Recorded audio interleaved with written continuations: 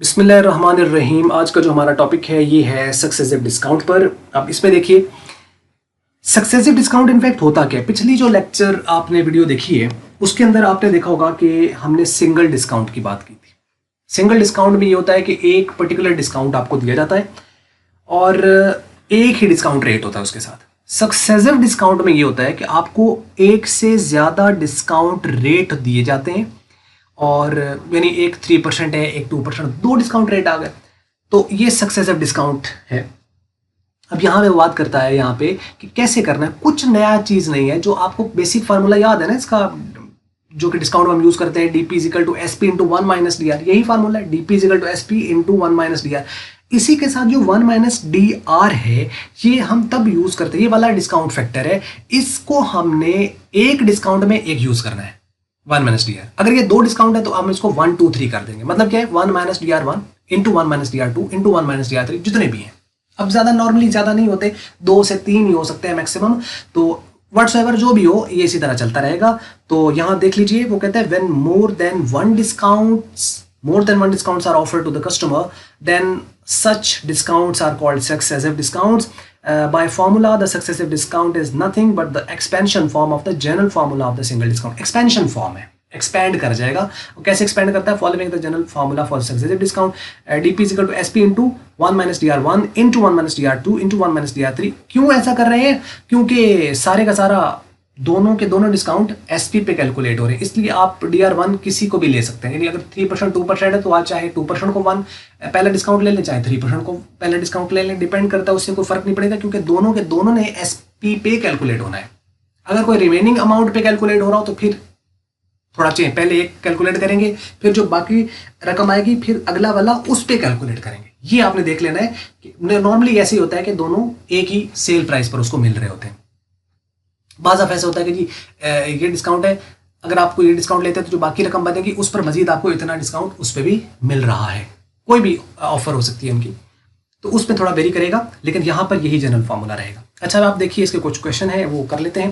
पहला है photostat machine operator purchase 20 packets of paper होता है ना प्रिंटर वगैरह का या वो उसका, तो वो उसने 20 पैकेट खरीदे हैं, 20 पैकेट खरीदे हैं। वो कहता है the market price of the packet is 250। Packet की प्राइस 250 है, इसका ना एक पैकेट 250 का है।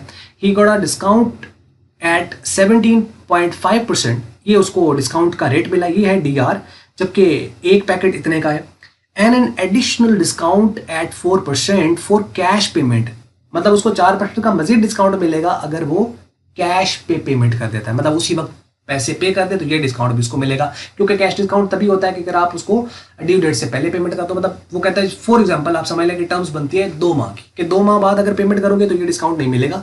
हाँ, दो अभी पेमेंट कर देते तो ये डिस्काउंट भी मिलेगा, ये भी मिलेगा, ये तो मिलना ही मिलना है, लेकिन ये डिपेंडेंट है, ये कंडीशनल डिस्काउंट है कि अभी पेमेंट करोगे तो ये 4% मिलेगा, अभी पेमेंट नहीं करते हो तो ये 4% नहीं मिलेगा। मतलब 2 महीने बाद पे करते हो तो ये डिस्काउंट आपको नहीं मिलेगा। ठीक है, अब वो कहता है find the value of deal. Deal की आप मतलब डील का मतलब कि आपने उसकी डीपी फाइंड करनी है इनफैक्ट, एसपी पर यूनिट। अब चूंकि यहाँ पर यूनिट है तो हम यहाँ पे लिख लेंगे 250, यानी 250 का एक यूनिट है, जबकि 20 यूनिट कितने के बनेंगे, 20 से मल्टीप्लाई कर दी तो 5000 के। इसका अंदर 20 की हमें टोटल एसपी निकाल ली, वो बन गई 5000। मतलब आपने ये देख लेना है कि अगर आपको पर यूनिट दे तो आपने टोटल इस तरीके से कैलकुलेट करना है।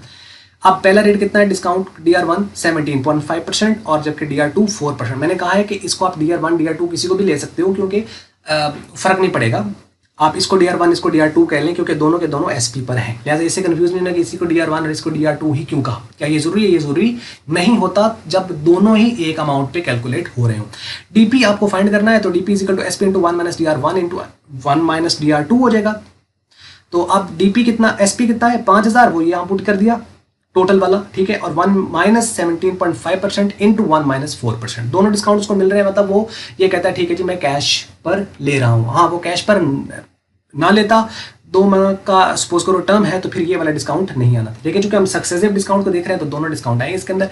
अब इसको आप कंप्यूट कर लीजिए, 17.5% है तो 100 पे करेंगे डिवाइड, तो ये बन जाएगा 0.175, इसको 1 में से करें माइनस तो ये आ जाएगा। उसके बाद इसको आप 100 पे करें डिवाइड तो 0.04 आ जाएगा, 1 में से माइनस करें तो 0.96 आ जाएगा। इन तीनों को कर दें मल्टीप्लाई, या इन दोनों को अब जैसे मल्टीप्लाई किया तो ये आ गया, इससे मल्टीप्लाई किया तो ये 3960। मतलब अगर वो नकद खरीदता है तो 5000 वाली चीज़ उसको 3960 रुपए में मिलेगी, 2 डिस्काउंट लेने के बाद, एक इस रेट पर और एक इस रेट पर।